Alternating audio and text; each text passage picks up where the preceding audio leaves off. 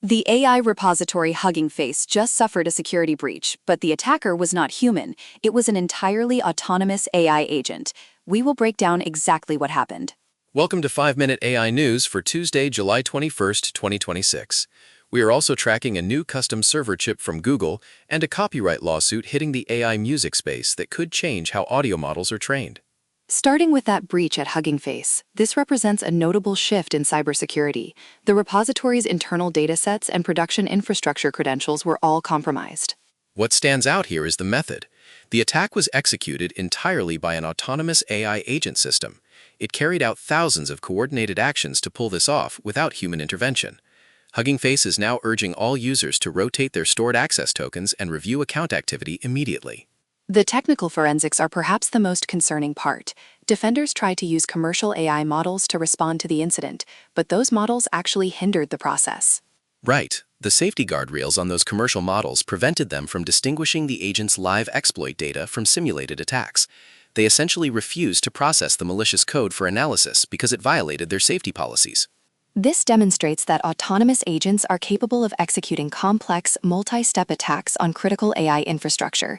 It exposes a clear vulnerability in how current defensive tools handle live, automated threats. Speaking of vulnerabilities and security, the Trump administration is preparing targeted measures against Chinese AI models.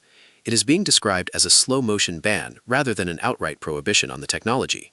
The strategy relies on sanctions and soft pressure. Proposed tactics include adding specific Chinese AI labs to sanctions lists. They are also looking at holding U.S. companies legally liable for security failures if those companies utilize Chinese models. The focus is specifically on restricting the proliferation of Chinese-made open-weight large language models. The regulatory approach aims to quietly deter adoption of foreign models across the entire tech sector.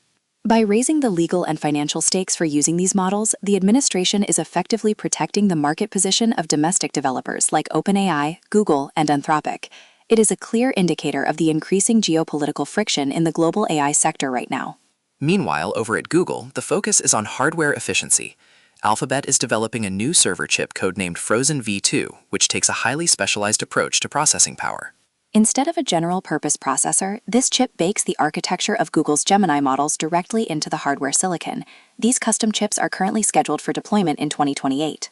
Hardwiring a specific model's architecture into silicon is a significant bet on a static framework. If the underlying model architecture changes in the future, the hardware becomes far less useful. But the payoff could be substantial. Internal sources claim the Frozen V2 chip could be 6 to 10 times more efficient than Google's current tensor processing units. That level of efficiency would reduce Google's AI inference costs. It could give them a pricing advantage over rivals who rely on more flexible but less efficient compute infrastructure. Looking at the financial side of the industry, a judge has granted final approval to Anthropic's $1.5 billion copyright settlement. This officially closes a major legal challenge against the AI company. The core issue was the unauthorized use of copyrighted works to train generative AI models. While this settlement resolves one specific case for Anthropic, the dollar amount sets a clear financial precedent for the rest of the sector. A $1.5 billion payout establishes a baseline for what these kinds of copyright disputes might cost AI developers moving forward. It changes the risk calculation for any company scraping data from the web. It also shows that the legal system is beginning to quantify the value of training data. We will likely see this exact settlement referenced in future negotiations between AI companies and rights holders.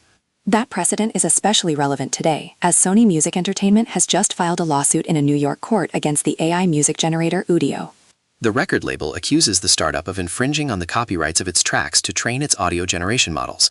The lawsuit cites over 30,000 specific songs that were allegedly used without permission.